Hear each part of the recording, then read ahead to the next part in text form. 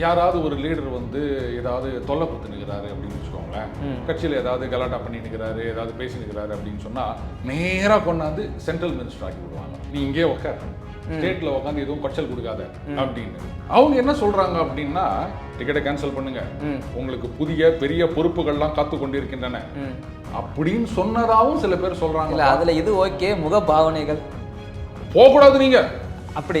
அப்போ மிரட்டின உங்களுக்கு பதவி கொடுப்பாங்களா? அப்ப மிரட்டலான்றதை நீங்க ஒத்துக்கிறீங்களா? இதுதான் don't put word into my mouth. புரியுதுங்களா? மொத்த கருத்துக்களும் திரிக்கப்பட்டு விட்டது. பாஜக மேலிடம் வந்து இங்க கூட்டணி வேணும் அப்படின்னு நினைச்சிருந்தா அவங்க என்ன அண்ணாமலை அவர்களை கூப்பிட்டு, இதை பாருப்பா கூட்டணி வேணும்ப்பா, நீ இந்த மாதிரிலாம் பேசாத அப்படின்னு சொல்ல முடியாதா? இல்ல அண்ணாமலைக்கு பயந்து நிற்கிறாங்களா அவங்க? ஏன்னா காங்கிரஸ் கட்சியா? அண்ணாமலை அவர்கள் ஒரு வார்த்தை சொன்னார்ல, நான் தமிழ்நாட்டுக்கு இங்க வந்து வேலை செய்யணும், கட்சிக்கு வேலை செய்யணும், மந்திரி பதவி வேணாம் சொன்னார்ல, சொல்ல வேண்டியது தானே. சேனல் 5 தமிழ் நேயர்களுக்கு வணக்கம். இன்றைய நேர்காணலில் த டெய்லி பஞ்ச் அருண் அவர்கள் நம்மோடு இணைந்திருக்கிறார். அவரிடமிருந்து சுவாரஸ்யமான தகவல்களை விவாதம் செய்து தெரிந்து கொள்வோம். வாருங்கள் சார். வணக்கம் சார். வணக்கம் அரவிந்த். ஓகே சார், இப்போ கட்சிகள் அப்படின்னால இந்த உட்கட்சி பூசல் தொடர்ந்து நடந்துகிட்டே வருது. குறிப்பாக நம்ம தமிழகத்தில் பாஜக கட்சியில் தமிழிசை சவுந்தரராஜன் தொடர்ந்து அண்ணாமலைக்கு எதிராக பேசிட்டு வர மாதிரி தகவல் வந்துகிட்டு இருக்கு. இப்போ குறிப்பாக நேற்று இந்த பதவியேற்பு மேடையில் அமித்ஷா அவர்கள் விரலை காட்டி ரொம்ப கடும் கோபமாக தமிழிசை அவர்களை எச்சரித்த மாதிரியான ஒரு வீடியோ போயிட்டு இருக்கு, வைரல் ஆகிட்டு இருக்காது. என்ன காரணத்திற்காக எச்சரிச்சிருப்பாருன்னு நினைக்கிறீங்க? அதாவது ரெண்டு விஷயம் நான் உங்களுக்கு சொல்கிறேன். ஒன்று வந்து ஜென்ரல் நாலேஜ், இதுக்கும் நீங்கள் கேட்ட கேள்விக்கும் எந்த சம்மந்தமும் கிடையாது. வேறு டிபார்ட்மெண்ட். சும்மா ஒரு கருத்து சொல்லணுமே, ஏன்னா இவன் ஏதோ பேசிட்டு போகிறான், கருத்தே சொல்கிறது இல்லைன்றாங்க, அதனால ஒரு கருத்து சொல்கிறேன். ஆனால் இது இதோட வந்து அட்டாச் ஆயிரும்ல, அது எனக்கு தெரியாது. அதாவது காங்கிரஸ் கட்சியில் இந்திரா காந்தி அவர்கள் இருக்கும்போதெல்லாம் என்ன பண்ணுவாங்கன்னு கேட்டிங்கன்னா, ஸ்டேட்டில் யாராவது ஒரு லீடர் வந்து ஏதாவது தொல்லை குத்துனுக்கிறாரு அப்படின்னு வச்சுக்கோங்களேன், கட்சியில் ஏதாவது கலாட்டா பண்ணினுக்கிறாரு, ஏதாவது பேசினுக்கிறாரு அப்படின்னு சொன்னால் நேராக கொண்டாந்து சென்ட்ரல் மினிஸ்டர் ஆக்கி விடுவாங்க. நீ இங்கே உட்கார், ஸ்டேட்ல உட்காந்து எதுவும் கொச்சல் கொடுக்காத அப்படின்னு.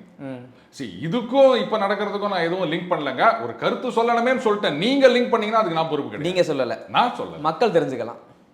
அவங்க கருத்து சுதந்திரங்க, அதை நம்ம போய் கண்ட்ரோல் பண்ண முடியுமா? ரைட். அடுத்தது இதான சொல்றீங்க? இல்ல அதாவது நான் என்ன கேள்விப்பட்டேன்னா, நாம சில சிறப்பு இப்படி தானே காட்டினாரு, இப்படி எதுவும் காட்டிடலையே. முதல்ல இப்படி ஏதோ இல்லை இப்படி ஏதோ சம்திங் காமிச்சாருங்க. அதாவது நமக்கும் சில சோர்சஸ்லாம் இருக்குதுங்க, அந்த கழுதையார் குதிரையார் அப்படின்ற மாதிரி சீக்ரெட் சோர்ஸ். அவங்க என்ன சொல்றாங்க அப்படின்னா, அவர் கூப்பிட்டு கேட்டாராம், இவங்க வந்து இது மாதிரி சென்னைக்கு திரும்புறேன் அப்படின் போது, இல்ல டிக்கெட்டை கேன்சல் பண்ணுங்க, உங்களுக்கு புதிய பெரிய பொறுப்புகள்லாம் காத்து கொண்டிருக்கின்றன அப்படின்னு சொன்னதாவும் சில பேர் சொல்றாங்க. அதுல இது ஓகே, முக பாவனைகள் போகக்கூடாது நீங்க அப்படி எடுத்துக்கலாம்ல. நீங்க டெல்லிக்கு வாங்க அப்படின்னு கூட சொல்லியிருக்கலாம்ல. அதாவது ஒரு உரிமையிலே சொல்றாரு அப்படின்னு எடுத்துக்கங்களாம்ப்பா. ஏன் நெகட்டிவாவே பாக்குறீங்க? கண்ணுல பிரச்சனையா இல்ல நடந்ததுல பிரச்சனையா? அதாவது beauty is in the eyes of the beholder அப்படின்னு சொல்லுவாங்க. அழகுன்றது பார்க்குறவங்க கண்ணில் தான் இருக்குது. லைலாவை பார்க்கணும்னா மஜ்னுவோட கண்ணில் பார்க்கணும் அப்படின்னு சொல்லுவாங்க. அதுக்காக அவன் கண்ணை நோண்டி என் கண்ணில் வச்சு நான் பார்க்க முடியும். அது மாதிரி நீங்கள் எப்படி எடுத்துக்கிறீங்க? இப்படி பாசிட்டிவாக எடுத்துகிட்டு போங்களேன். நீங்கள்லாம் அண்ணாமலையோட ஃபேன் பாய்ஸ், அவருடைய சொம்பு, அதனால தான் நீங்கள் வந்து தமிழிசையை வந்து அவர் கண்டித்தார் அப்படின்லாம் சொல்கிறீங்க. நீங்கள் நடு சென்டரா இருந்தா தமிழிசை அவர்களின் சொம்பாக இருந்தால் எப்படி இந்த கேள்வியை கேட்டிருப்பேன்னு நினைக்கிறீங்க? இல்ல, நீங்க வந்து அண்ணாமலைக்கு ஆதரவாளர் ஜால்ரா அப்படின்றதுனால தான் நீங்க இதை மிரட்டினார்னு சொல்றீங்க. நீங்க நடு சென்டரா இருந்து பாருங்க. நடு சென்டரை தாண்டி தமிழிசை பக்கம் நின்று தான் இந்த கேள்வி எப்படி கேட்டிருப்பேன்னு நினைக்கிறீங்க? நடு சென்டர்ல இருந்து பாத்தீங்கன்னா அப்ப தெரியும், டெல்லிக்கு வரணும், புதிய பொறுப்புகள் காத்து கொண்டிருக்கின்றன அப்படின்னு சொன்னதா கூட எடுத்துக்கலாம்ல. ஆளுநர் பதவி மாதிரி அதையும் ரிசைன் பண்ணிட்டு வந்துட்டாங்கன்னா என்ன பண்றது?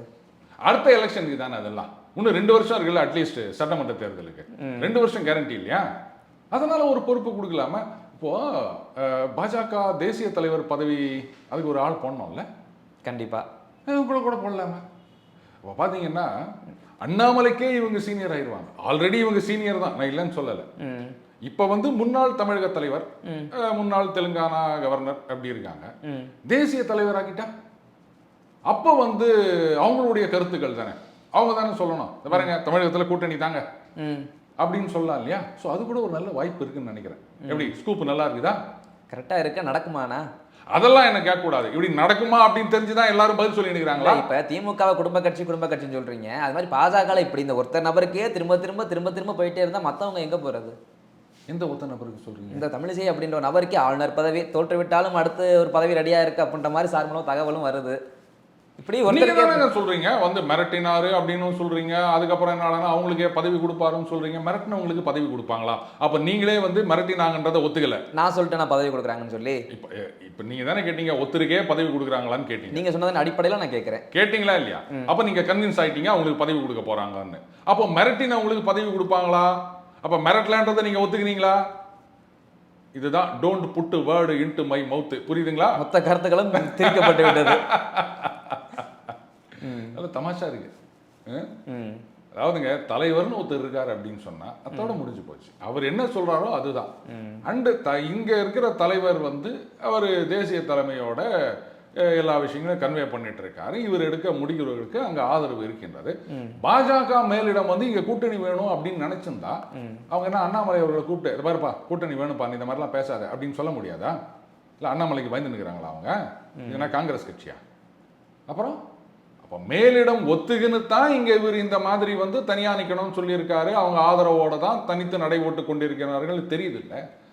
அப்புறம் என்ன இங்க சில பேர் உட்காந்துக்கின்னு இவர் வந்து அங்க தவறான தகவல்களை கொடுத்து ஏமாற்றி விட்டார் அப்படின்னா அப்பன்னா வந்து ஒரு அரசியல் முன் அனுபவம் இல்லாத ஒரு ஐபிஎஸ்லேருந்து வந்த ஒருத்தரை கொண்டு வந்து போடுற அளவுக்கு அவங்களுக்கு ஒண்ணுமே தெரியாத அமித்ஷாவுக்கோ இல்லை மோடி அவர்களுக்கோ இவர் சொல்றதெல்லாம் கேட்டு அப்படியே நம்பிடுவாங்க. அவங்களுக்கு ஒன்றும் தெரியாது அப்படின்றாங்களா இங்க அண்ணாமலை அவர்கள் மேல குறை சொல்றவங்க? அதாவது அண்ணாமலை மேல ஏதோ புழுதி வாரி தூத்தணும் அப்படின்னு சொல்லின்னு இவங்க நாங்கெல்லாம் வந்து மோடி அமித்ஷா அப்படின்னு இருக்கிறாங்க பாருங்க. அவங்கள குறை சொல்லி நிற்கிறாங்க இவங்க. வைத்தறிச்சல் வேற ஒன்றும் கிடையாது. இவ்வளோ நாளா அந்த கம்பெனி நஷ்டத்திலே ஓடிந்தது. நாமளும் எப்படோ இருந்தோம். இன்னைக்கு கம்பெனி லாபத்தில் ஓடுது, சேல்ஸ் இன்க்ரீஸ் ஆகுதுன்னும் போது நாம இங்க இல்லாம போயிட்டோமே. இந்த தேர்தலில் வந்து அண்ணாமலை ஜெயிக்கலைங்க. ஸோ எதிர்ப்பாளர்களாக முடிவு போட்டாங்க. இப்போ வந்து ஒன்றா சேர்ந்து அண்ணாமலை அவர்களை தூக்கினா மட்டும்தான் நாம வந்து இங்கே மறுபடியும் கண்ட்ரோலில் வச்சுக்க முடியும். கண்ட்ரோலில் வச்சு என்ன பண்ண போறீங்க? அப்படி யாராவது ஒரு 3 சீட்டு 4 சீட்டு கொடுப்பாங்களா? அதில் நாமளே நீங்கள் கேட்குறீங்களே திருப்பி திருப்பி ஒருத்தருக்கே பதவி கொடுக்கறது நியாயமா அப்படின்னு சொல்லிட்டு தமிழிசை சவுந்தரராஜன் அவர்கள் அவங்க வந்து கவர்னர் பதவி அவங்களே சொல்லிட்டாங்க. எவ்வளோ பெரிய பதவிக்கெல்லாம் நான் போயிட்டேன், பதவி மீது எனக்கு ஆசை இல்லை அப்படின்னு. அப்போ எம்பி எலெக்ஷன்ல எதுக்கு போட்டியிட்டாங்க? சரிங்க கட்சி சொன்னதாவே வச்சுப்போம், நான் அதை கேள்வி கேட்கல. அண்ணாமலை அவர்கள் ஒரு வார்த்தை சொன்னார்ல, நான் தமிழ்நாட்டுக்கு இங்க வந்து வேலை செய்யணும், கட்சிக்கு வேலை செய்யணும், மந்திரி பதவி வேணாம் சொன்னார்ல, சொல்ல வேண்டியது தானே? நான் பெரிய பதவியிலலாம் இருந்துட்டேங்க, எனக்கு வேணாங்க. ஏன்னா கவர்னர் பதவின்றது அரசியலுக்கு அப்பாற்பட்ட ஒரு பதவி. அதை இருந்துட்டு மறுபடியும் நான் எலக்டோரல் பாலிட்டிக்ஸ் வரேன் அப்படின்னு சொன்னா நல்லா இருக்காங்க? இது நல்லா இல்லை. இது நான் சொல்றது, நீங்க இதுக்கும் அதுக்கும் ஒண்ணு லிங்க் பண்ணிக்காதீங்க. இது வேற அர்த்தத்துல இது நான் சொல்றேன் நல்லா இல்ல, உங்களை பார்த்து சொல்றேன், அவங்களே இல்லை சார். நம்ம தமிழ்நாடு காங்கிரஸ் தலைவர் செல்வ பெருந்தகை அவர்கள் சொல்லியிருக்காரு, எத்தனை நாட்கள் தான் மற்றவங்களை சார்ந்தே நம்ம இருக்கிறது, நம்மளும் தனிச்சே செயல்படணும்ல அப்படின்னு சொல்லியிருக்காரு. சரியா தானே சொல்லியிருக்காரு?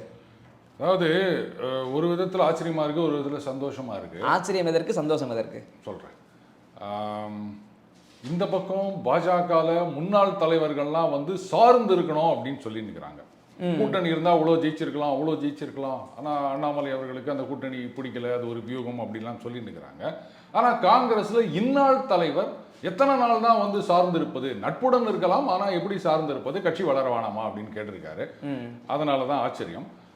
வழக்கமாக காங்கிரஸில் பார்த்தீங்கன்னா தலைவர் பதவி ஏற்ற உடனே இந்த மாதிரி ஒரு டைலாக் சொல்லுவாங்க, காமராஜர் ஆட்சியை அமைப்போம் அப்படின்னு சொல்லுவாங்க. ஏற்கனவே ஒரு தடவை கூட சொன்னார். உடனே அண்ணன் EVKS இளங்கோ அவர்கள் வந்து ஒரு பதில் சொல்லிட்டாரு, ஸ்டாலின் அவர்களே காமராஜர் ஆட்சி தான் ஒத்துணுகிறாரு அப்படின்ட்டாரு. எல்லாரும் கலைஞர் ஆட்சி அப்படின்னு நினச்சிட்டு இருக்கும்போது இவர் டகால்னு காமராஜர் ஆட்சி அப்படின்னு சொல்லிட்டாரு. காமராஜரை பற்றி பேசுறதுக்கு இன்றைக்கு இருக்கிற காங்கிரஸுக்கோ இல்லை திமுகவுக்கோ என்ன ஒரு அருகதை இருக்கு அப்படின்னு எனக்கு தெரியல. ஆனால் அண்ணன் இளங்கோவனர்கள் அப்படி பேசிட்டாரு. ஆனால் அது ஏதோ பதவி ஏற்ற சூடில் பேசினார் பார்த்தா இப்போ மறுபடியும் அவர் பேசியிருக்காரு செல்வ பெருந்தகை அவர்கள். கரெக்ட், இது வரவேற்கப்பட வேண்டிய விஷயம். ஏன்னு கேட்டிங்கன்னா காங்கிரஸ் கட்சி இப்படித்தான் வந்து ஒன்றும் இல்லாமல் நாசமாக போயிட்டு இருக்கு ஒவ்வொரு மாநிலத்திலையும். இவங்க என்ன நினைக்கிறாங்க, நமக்கு வந்து எம்பி சீட்டு கொடுத்தா போதும் அப்படின்னு. அந்த எம்பி சீட்டும் எதை வச்சு கொடுப்பாங்க? ஸ்டேட்ல உங்களுக்கு இருக்கிற ஒரு செல்வாக்கு வாக்கு வங்கி இதை வச்சு தானே கொடுப்பாங்க மாநில கட்சிகள். அது ஒண்ணுமே இல்லாம போயிட்டு இருக்கு அப்படின்னு சொல்லும் போது எத்தனை நாளைக்கு தான் நீங்க கேட்குற மாதிரியே சீட்டு கொடுத்துட்டு இருப்பாங்க? இன்னைக்கு திமுகவில் அவங்களுக்கு வந்து கூட்டணி இல்லாமல் ஒன்றும் பண்ண முடியாது, அதனால கொடுக்குறாங்க. இதே நாளைக்கு வந்து திமுக இன்னும் கொஞ்சம் பெருசாக வளர்ந்துட்டாங்க அப்படின்னு சொன்னா 4% ஓட்டு ஒரு தொகுதியில் டெபாசிட் வாங்கினீங்க, உங்களுக்கெல்லாம் இவ்வளோ கொடுக்கணுமா அப்படின்னு கேட்டாங்கன்னா என்ன பண்ணுவீங்க? ஸோ அப்போ கட்சி வளர வேண்டும். பாஜக அதை பண்ணின்னு இருக்கிறாங்க, ப்ரூவ் பண்ணி காமிச்சிருக்காங்க. இன்னைக்கு வந்து காங்கிரஸ் 10.something% ஓட்டு வாங்கிதுன்னு சொன்னா இதுனா காங்கிரஸ் ஓட்டா? யாருமே காங்கிரஸ்காரங்க கூட ஒத்துக்க மாட்டாங்க. அதெல்லாம் வந்து திமுக ஆதரவில் வந்த ஓட்டு. தனியா நின்றா தான் எவ்வளோ ஓட்டுன்னு தெரியும். பாஜக அதை ப்ரூவ் பண்ணியிருக்காங்க, தனியா நின்று நாங்கள் இவ்வளோ பண்ணியிருக்கோம் அப்படின்னு சொல்லிட்டு. ஆனா பாருங்க, அகெயின் அங்க வந்து வெரி குட் முன்னாள் தலைவர் ஈவி.கே.எஸ். இளங்கோவன் இல்லையா, அவரும் வந்து இந்த கூட்டணி சங்கீதம் பாட ஆரம்பிச்சிட்டாரு. நான் நினைக்கிறேன் இந்த முன்னாள் தலைவர்கள் எல்லாம் நம்ம தமிழிசை அவர்களாகட்டும், இல்ல இந்த பக்கம் இளங்கோவன் ஒற்றுமை இருக்குல்ல, கரெக்ட். அதே மாதிரி இந்நாள் தலைவர்கள் கிட்ட கட்சியை வளர்க்கணும். இங்க அண்ணாமலை ஆகட்டும், அங்க செல்வ பெருந்தை ஆகட்டும், கரெக்டா? ஆனா அண்ணாமலை அவர்களுக்கு கொடுத்த மாதிரி ஒரு ஃப்ரீ ஹேண்டோ இல்ல ஒரு சுதந்திரமோ செல்வ பெருந்தகை அவர்களுக்கு கிடைக்கும் அப்படின்னு நான் எதிர்பார்க்கல. ஆனா இதுல நான் இன்னொரு பெரிய வியூகம் இருக்கிறதா நான் பார்க்குறேன். இது நான் நிறைய தடவை சொல்லிட்டு வந்த ஒரு விஷயம். அதாவது 2026 சட்டமன்ற தேர்தல் அப்படின்றதுல வந்து ஒரு டஃப் பார்கெனிங் இருக்கும் திமுக கூட்டணியை பொறுத்த வரைக்கும். ஏன்னா இன்னும் 2 வருஷம் கழிச்சு நிறைய ஆன்டி இன்கம்பன்சி இருக்கும். அப்போ வந்து கூட்டணி கட்சிகள் இல்லாம எப்பவுமே திமுக வந்து கூட்டணி இல்லாம ஜெயிக்க முடியாது. ஸோ அந்த ஒரு சிச்சுவேஷன்ல கூட்டணி கட்சிகள்லாம் வந்து இப்போ என்ன இங்கே 9 கொடுத்தீங்களா, 9,54 சீட்டு கொடுங்க அப்படின்னு காங்கிரஸ் கேட்கலாம். இப்போ விசிகாவில் சொல்லியிருக்காங்க, தருமபுரியில் வந்து சௌமியா அன்புமணி அவர்கள் அவங்க தோற்றதுக்கு வந்து விசிகா ஒரு பெரும் காரணம், எங்களுடைய ஓட்டுகள்லாம் வந்திருக்கு அப்படின்னு சொல்லியிருக்காங்க. அப்போ இந்த பாராளுமன்ற தேர்தலில் 4 கேட்டாங்க, எங்க சின்னம்னாங்க, அதுல 2 அவங்க சின்னத்துல இது பண்ணி ஜெயிச்சிட்டாங்கன்னு வச்சுக்கோங்களேன். சட்டமன்றத்தில் வந்து இல்ல 6, 8 அப்படின்லாம் ரெஸ்ட்ரிக்ட் பண்ண முடியாது விசிகாவை. நிச்சயமா அவங்க வந்து எங்களுக்கு ஒரு 15 கொடுங்கோ 20 கொடுங்கோ அப்படின்னு கேட்கலாம். ஏன்னா அப்பொழுதைய சுச்சுவேஷன் திமுகவுக்கு ரொம்பவே டஃப்பாக இருக்கும். அண்டு இல்லைன்னா அதிமுக பக்கம் போகிறோம். ஏன்னா அதிமுக பாஜக விலகி விட்டது. அண்ணன் எடப்பாடி சொல்லிட்டாரு 2026 கூட்டணி கிடையாது அப்படின்னு சொல்லிட்டாரு. அப்போது நிஜமாவே வந்து அந்த பக்கத்துலேருந்து இங்கே வருவாங்களா அப்படின்னு வெயிட் பண்ணிட்டு இருப்பாங்க. அவங்களுக்கும் வேற வழி கிடையாது அதிமுகவுக்கு. ஸோ இந்த பக்கம் வந்தாங்க அப்படின்னு சொன்னால் காங்கிரஸ் வந்து துணை முதல்வர் பதவி கேட்கலாம். விசிகா வந்து எங்களுக்கு ஒரு 2 மந்திரி இல்லை ஒரு 4 மந்திரி கொடுங்க, 15 சீட்டு கொடுங்க அப்படின்னு கேட்கலாம். அதிமுக தாராளமாக கொடுக்கலாம். ஏன்னா இந்த தேர்தலில் வந்து தேமுதிகாக எத்தனை சீட்டு கொடுத்தாங்க. அதனால வேற வழி இல்லை, இந்த தடவை ஜெயிச்சே ஆகணும், இல்லாட்டா அதோட முடிஞ்சு போச்சு அப்படின்ற நிலைமையில 2026 அந்த கட்சிகள் இந்த பக்கம் வந்ததுன்னா, இது அண்ணன் திருமாவர்களே ஒரு தடவை சொல்லியிருக்காரு, பாஜக விட்டு அதிமுக வெளில வந்தா அவங்க எதிர்காலம் பிரகாசமாக இருக்கிறது சொன்னாரா இல்லையா? அநேகமா அந்த பிரகாசம் 26 வரும் அப்படின்னு நினைக்கிறேன். அதுக்கு அடி போடுவாரோ திருமாவளவன்? செல்வ பெருந்தகை அடி போட்டார் இவரு. ஆமா ஆமாங்க, 54 சீட்டு இல்ல 60 சீட்டு கொடுங்க. நட்புறவு ரொம்ப ஸ்ட்ராங்கா இருக்கு மத்தியிலையும் எங்க மாநிலத்திலையும். ராகுல் காந்தி கிட்டையும் ஸ்டாலின் அப்படி ஒரு இணக்கமா இருக்காங்களே பிரதர்ஸ். அதனால என்னப்போ அப்படி விட்டு கொடுத்துட்டு போயிருவாங்களா? 2014க்கு முன்னாடி எவ்வளவு நட்புறவோட இருந்தாங்க, 14ல என்ன ஆனாங்க அப்படின்றது நமக்கு தெரியும்ல. அதெல்லாம் ஒரு விஷயமே கிடையாது. கூட்டணிகள் அப்படின்றதெல்லாம் வந்து வெறும் கணக்குகள் தான், சீட்டு கணக்கு, ஓட்டு கணக்கு.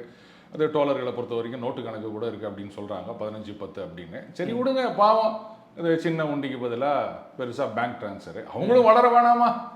சரி ஓட்டில் தான் வளரல, நோட்டில் தான் வளரும் அப்படின்னு நினச்சிட்டாங்க போல இருக்குது. இருந்துட்டு போட்டோம். நம்ம தோழமை கட்சிக்கு நமக்கு நாம தானே ஹெல்ப் பண்ணணும். இல்லை மற்றவங்க சொல்கிறது ஓகே, ஈவி.கே.எஸ். இளங்கோவனே சொல்கிறாரு நம்ம காங்கிரஸ் 9 தொகுதிகளை வெற்றி பெற்றதுக்கு திமுகவும் ஸ்டாலின் அவர்களும் தான் காரணம் அப்படின்னு சொல்கிறாரு. காரணமாக இருந்துட்டு போட்டோம், அதுக்குன்னு உங்கள் கட்சியை குறைத்துக்கிட்டு கூட்டணி கட்சியை உயர்த்தி பேசுறது தவறு இல்லையா? அது காங்கிரஸ் கட்சியில என்ன இருக்குன்னு நீங்க நினைச்சிட்டு இருக்கீங்க? ஒரு பாரம்பரியமான கட்சி. இந்த பாரம்பரியம்னு எத்தனை நாளைக்குங்க இப்படியே வடச்சு? சரி பாரம்பரியம் வேண்டாம், வேற வார்த்தைகளை கூட போட்டுக்கலாம். காலி பெருங்காய டப்பான்னு சொல்லுங்க, கரெக்டா இருக்கும். ஏன் அது ஏன் காலி பெருங்காய டப்பா மென்ஷன்? பெருங்காயம் இல்ல, எப்பவோ இருந்தது பெருங்காயம், இப்ப ஏதோ கொஞ்சோண்டு ஸ்மெல் வந்து நிக்குது. அதை வச்சுக்கினே பாத்தீங்களா பாரம்பரியம் மிக்க டப்பா அப்படின்னு சொல்லி இந்த ஸ்மெல் வருதுல கொஞ்சமாச்சான். அதை சாம்பார்ல போட முடியுமா? டப்பா மட்டும்தான் மூந்து பார்த்துட்டு இருக்கணும். ஒன்று செய்யலாம், சாம்பாரை சமைச்சிட்டு அந்த சோறு தின்னும் போது அந்த டப்பாவை மூந்து பார்த்தீங்கன்னா சாப்பிட வேண்டியதான், வேற வழி கிடையாது. கோழி சாப்பாடு மாதிரி அது மாதிரி தான். அதுலயாவது கோழியை முழுசா வச்சிருக்காங்க. இந்த மாதிரி நிலைமையில தான் இன்னைக்கு காங்கிரஸ் இருக்கு. ஸோ இப்படியே போச்சுன்னு வச்சுக்கோங்களேன். இதுதான் நான் சொல்றேன், திமுக வந்து இந்த 2 வருடங்கள்ல அந்த ஆன்டி இன்கம்பன்சி அப்படின்றத மாத்தி செல்வாக்கு அதிகரித்தது அப்படின்னு சொன்னா, காங்கிரஸ் எல்லாம் வெளில போன்னு சொன்னாலும் ஒன்றும் பண்ண முடியாது. என்ன பண்ணுவாங்க காங்கிரஸ்? தனியா போய் நின்று என்ன பண்ணுவாங்க அவங்க? அதனால இப்பவே வந்து ஒரு பிட்டை போட்டு வச்சிட்டோம் அப்படின்னு சொன்னா நாளைக்கு அந்த பார்கெனிங்க்கு அது யூஸ் ஆகும். அது பாருங்க, அவ்வளவு கொடுங்க, இல்லாட்டா அங்க ரெடியாகிறாங்க துணை முதல்வர் கொடுக்குறாங்க அப்படின்னா என்ன பண்ணுவாங்க அவங்க? ஸோ அப்போ அதிகமான சீட்டுகளை கேட்டு பெறலாம், துணை முதல்வர் அப்படின்னு ஒரு டிமாண்டும் வைக்கலாம். அண்ணன் திருமா அவர்கள் கூட எங்களுக்கு ஒரு 4 மந்திரி கொடுங்க அப்படின்னு கேட்கலாம். தப்பு கிடையாதுங்க. சொல்ல போனால் நீங்கள் தமிழக தேர்தல் வரலாறு எடுத்து பாருங்க, அந்த தனி தொகுதிகள் இருக்கு பாருங்க, அந்த தொகுதிகளில் அதிகமான இடங்களில் எந்த கூட்டணி கட்சி ஜெயிக்கிறாங்களோ அவங்க தான் ஆட்சி அமைக்கிறார்கள். ஆனால் அதுக்கேற்ற மாதிரி அவங்களுக்கு ரெப்ரசன்டேஷன் இருக்கா? என்ன மந்திரி சபை கொடுக்குறீங்க? ஒரு ஹோம் மினிஸ்ட்ரி கொடுக்குறீங்களா, இல்லை ஃபினான்ஸ் மினிஸ்ட்ரி கொடுக்குறீங்களா? ஒன்றும் கிடையாது. அப்புறம் அவங்களுடைய ஆதரவு மட்டும் வேணும். அதை திரும்ப தான் கிளீனாக சொல்லிட்டார்ல, தருமபுரியில் அவங்க தோத்ததுக்கு காரணமே நாங்கள் தான் அப்படின்னு. அப்போ இவ்வளோ பெரிய சாதனைகளை பண்ணியிருக்காங்க. ஆனால் அவங்களுக்கு ரெகக்னிஷன் இல்லை, கட்சிக்கு வெறும் எம்எல்ஏ எம்பி இது மட்டும் தான், மந்திரி கிடையாதுன்னு எத்தனை நாளைக்கு இருக்க முடியும்? இல்லை 2026 தேர்தல்ன்றது இப்போ 2024 நாடாளுமன்ற தேர்தல் முடிஞ்சது இல்லை, அதே மாதிரி அமையும்னு நினைக்கிறீங்களா? அமையலாம். சரி, மதிமுக எடுத்துக்கங்க, இனி என்ன இருக்குது அந்த கட்சி? ஒரு சீட்டு ஏதோ கொடுத்துக்கிறாங்க, அவுட் ஆஃப் பிட்டி அப்படின்னு தான் சொல்லணும், ரைட்டா? ஆனால் அவங்களே சென்ட்ரல் மினிஸ்ட்ரியில் இருந்திருக்காங்க, தெரியுமா? அப்போ அவங்களே இருக்கும்போது திருமா அவர்கள் ஏன் இருக்கக்கூடாதுன்னு நான் கேட்குறேன். இல்லை அட்லீஸ்ட் ஸ்டேட்லேயாவது நீங்கள் கொடுங்க. சரி, சென்ட்ரலில் தான் இனிமேல் நீங்கள் வரப்போகிறது கிடையாது, ஸ்டேட்லேயாவது மந்திரி பதவி கொடுங்க. ஏன் கொடுக்க மாட்டேங்கிறீங்க? நீங்கள் சமூக நீதி அப்படின்னு பேசுகிறோம்.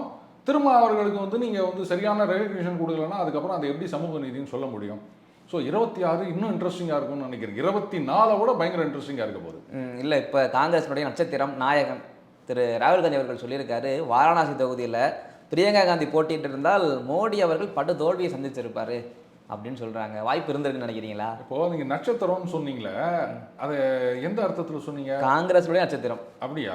ஏன்னா கிராமங்கள்லாம் பார்த்தீங்கன்னா பிள்ளைங்க ரொம்ப வால் பண்ணியிருந்ததுன்னா ஐயோ நட்சத்திரங்களா இதுங்களாம் அப்படின்னு சொல்லுவாங்க. ஒரு அந்த மாதிரி ஏதாவது சொன்னீங்களான்னு டவுட். இல்லை, ஒளிரும் நட்சத்திரம் நான் சொன்னது. ஓ அப்படியா? பகல்ல காணாம போயிருமோ சூரியன் வந்தா? பகல்ல வாய்ப்பு இருக்கு. பொன்னாங்க நிக்கிற சாப்பிடுங்க, பகல்லையும் நட்சத்திரம் தெரியும் அப்படின்னு. ரைட்டு. இப்போ சொல்லலாங்க, இவர் ஏங்க அமைதியில் நிற்காம ரேபரேலிக்கு ஓடினாரு? அதாவது ராகுல் காந்தி அவர்களால் ஸ்மிருதி இரானியை தோக்கடிக்க முடியல, ஆனா 2 தொகுதியை சேர்த்து பார்த்து இந்த உத்தரு இதுல ஒரு மூத்த பத்திரிகையாளர் ரொம்ப அழகா சொன்னாங்க. யார் அவரு அப்படின்னு சொன்னா சதீஷ் ராயா, அவர் தானே போட்டிட்டு ஜெயிச்சிருக்காரு. அவர் இந்த அமேதி ரேபரேலி இந்த 2 தொகுதியையும் சோனியா காந்தி ராகுல் காந்தி அவர்களுக்காக இவர் பார்த்துருந்தாராம். எது எம்பியா போனவங்க பார்த்துக்க மாட்டாங்க, இன்னொருத்தருடைய விட்டு போயிடுவாங்க, அவர் பார்த்துருந்தாராம். அதுக்கப்புறம் தொகுதிக்கு இவங்கெல்லாம் போனாங்கன்னா டீ கொண்டு கொடுப்பாராம். அவங்க தான் சொல்லியிருக்காங்க, அவங்க ட்வீட்டில் இருக்குது, நான் ஒன்றும் சும்மா சொல்லலை. அவரே ஸ்மிருதி இரானியை தோக்கடிச்சுக்கிறாரு. ஆனால் அண்ணன் ராகுல் காந்தி அவர்களால் தோக்கடிக்க முடியல, தோத்து போயிட்டு ஓடி போயிட்டாரு. அப்போ நட்சத்திரம்னு நீங்கள் யாரை சொல்லுவீங்க? ஜெயிச்சவங்களை சொல்லுவீங்களா, இல்லை தோத்து ஓடி போனவங்களை சொல்லுவீங்களா? சரி, எதுக்கு தோல்வி கண்ட இடத்துக்கு போவானே அப்படின்னு சொல்லிட்டு புதுசாக ஒரு 2 தொகுதி போனார், வெற்றி. ஸ்மிருதி இரானி அதே தொகுதியில் தோத்தவங்க ராகுல் காந்தி கிட்ட, இருந்தாலும் சொல்லி வச்ச மாதிரி அதே தொகுதியில் நின்று அவரை தோக்கடிச்சாங்க. ஸோ ராகுல் காந்தியாலேயே தோக்கடிக்க முடியாத ஒருத்தரை சாதாரண ஒரு தொண்டர் தோக்கடிச்சுக்கிறாருன்னு சொன்னால் ஜெயிச்சவரங்க தானே நீங்கள் நட்சத்திரம்னு சொல்லணும். ஒன்றும் ராகுல் காந்தியை போய் நட்சத்திரம்னு சொல்லிருக்கீங்க. காங்கிரஸ் கட்சியில் இருக்கீங்களா நீங்கள் உறுப்பினரா? இல்லை இல்லை. ஏன்னா அங்கே இருக்கவங்க இப்படி தான் சொல்லணும். ஜெயிச்சா அது ராகுல் காந்தி, அவர் பிரச்சாரத்துக்கே போகலை அப்படின்னாலும், தோத்து புட்டா உடனே அங்கே இருக்கிற லோக்கல் லீடர்ஸ் மாநில தலைவர்கள் இவங்க தான் பொறுப்பு அப்படின்னு. அதனால தான் கேட்டேன், காங்கிரஸ் கட்சியில் தான் மெம்பராக இருக்கு. இல்லை, அண்ணன் கை காட்ட நின்னாலே ஜெயிக்க முடியும்னு சொல்லுவாங்க படத்துலலாம். அது மாதிரி ராகுல் காந்தி கை காட்டி அந்த வேட்பாளர் ஜெயிச்சிட்டாரு என்னவோ. அண்ணனே ஜெயிக்கல, அப்புறம் தானே அண்ணன் கை காட்டுறவரை பற்றி சொல்றது. இதை அன்றைக்கே சொல்லியிருந்துருக்கணும். சரி, நான் கேட்குறேன், அப்போ பிரியங்கா அவங்க அமேதியில் போட்டிக்கிட்டு இருக்கலாமே, நீங்கள் வாரணாசிக்கு போயிட்டீங்க. இல்லை, ராகுல் காந்தி தான் சரிங்க, வயநாடுல எப்படியும் ஜெயிக்க போறீங்க, அப்போ இன்னொரு தொகுதி வாரணாசியில் நீங்கள் போட்டியிட வேண்டியதானே. அண்ணன் அரவிந்த் கெஜ்ரிவால் எது போட்டிக்கிட்டார்ல ஒரு காலத்தில், அந்த தைரியம் இவருக்கு இல்லையா? டர் ஆயிடுச்சே. இவருக்கு என்னன்னா எப்படியாவது அவங்களுக்குள்ள ஏதோ ஒரு குழப்பம் இருக்குது அப்படின்னு நினைக்கிறேன். இவங்க அவங்கள கட் டவுன் டு சைஸ்ன்னு ட்ரை பண்ணுறது, இவங்க அவரை ட்ரை பண்ணுறது, இப்படி ஏதோ ஓடினு இது போல இருக்குது. அதனால இப்படி போட்டிருக்காரு. சரிங்க, அதை இப்போ சொல்கிறீங்க, அன்றைக்கே சொல்லியிருக்க வேண்டியது தானே. என்ன தேர்தல் முடிவுகள்லாம் வந்த பிறகு தான் தெரியுமா? இது எப்படி இருக்குதுன்னா, தேர்தல் ரிசல்ட் வரத்துக்கு முன்னாடி இன்னார் ஜெயிப்பார் இன்னார் தோப்பார் அப்படின்னு சொன்னீங்கன்னா அதுக்கப்புறம் ரிசல்ட் வந்த பிறகு பார்த்தீங்களா நான் சொன்னது அப்படின்னு சொல்லலாம். ரிசல்ட் எல்லாம் வந்த பிறகு இங்க இவர் நின்றுந்தா அவர் ஜெயிச்சிருப்பார், அவர் நின்றுந்தா இவர் ஜெயிச்சிருப்பார். என்ன கதை இதெல்லாம்? நிக்க வேண்டியது தானே. யார் உங்களை பிடிச்சி தடுத்தாங்க? உங்க கட்சியில இங்க எனக்கு சீட்டு வேணும் அப்படின்னு இவங்க முடிவு பண்ணாங்கன்னா அதை தடுக்கிறதுக்கு யாருக்காவது தைரியம் இருக்குதா? முதல்ல ரேபரேலியில் ராகுல் காந்தி அவர்கள் போட்டியிடுவாரா மாட்டாரா அப்படின்னு தலைவரை கேட்டால் அதை ராகுல் காந்தி தான் முடிவு பண்ணுவார். எப்படி எல்லா தொகுதியிலையும் வந்து அந்தந்த கட்சியில் நிற்கிறவங்க தான் டிசைட் பண்ணுறாங்களா காங்கிரஸில்? அப்புறம் எதுக்கு ஹை கமாண்ட்னு ஒத்துருக்குரு, அதுக்கப்புறம் மேலிட பார்வையாளர்னு ஒத்துருக்காரு, இதெல்லாம் கணக்கே கிடையாது. ஆனால் இந்த குடும்பம்னு வந்துட்டா மட்டும் தலைவராது என்ன, அதெல்லாம் ஒன்றும் கிடையாது, எல்லாம் அவங்க தான் டிசைட் பண்ணுவாங்க. இப்போ புரியுதுங்களா? அங்கே தலைவர்னு யாரும் கிடையாது, எல்லாமே அந்த குடும்பம் தான். அதனால தான் கட்சி நாசமாக போயின்னுக்குது. இப்போ இவங்க ஜெயிச்சாங்க அப்படின்னா இது எப்படி இருந்தா ரன் அவுட் மாதிரி தான் அரவிந்த். 99 அதை சொல்லலை நான். ரன் அவுட்ன்றது பவுலருடைய சாமர்த்தியம் கிடையாது. இந்த ஓடுறவன் சொதப்பிட்டு கம்யூனிகேஷன் கேப்ல இவன் கூப்பிடறதுக்கு முன்னாடி அவன் ஓடி போயிடுவான், இல்லாட்டா எக்ஸ்ட்ரா ரன் ஓடு, 2 பேரும் ஒரே எண்டில் நிற்பானுங்க, உன்னை இவனுக்கு போட்டு அடிச்சிடுறது. ரைட்டா? வந்து த்ரோ பண்ற கையில கிடையாது அது. இவங்க 2 பேரும் ஒரே இடத்துல நிக்கிறதால த்ரோ பண்ணாங்க. ஸோ பவுலர் இது பவுலருக்கு போகாது விக்கெட். கரெக்டா? ஆமா. அதனால தான் நான் சொல்றேன், அந்த மாதிரி பாஜக சில தப்புகளை பண்ணாங்க, அதனால இவங்க ஜெயிச்சு வந்துட்டாங்க. இது வந்து நாட் பிகாஸ் ஆஃப் ராகுல் காந்தி, இன்ஸ்பைட் ஆஃப் ராகுல் காந்தி. அதை ஞாபகம் வச்சுக்கணும். ஆனால் காங்கிரஸ் கட்சியில் இதை நினைவுலேயே வச்சுக்க மாட்டாங்க.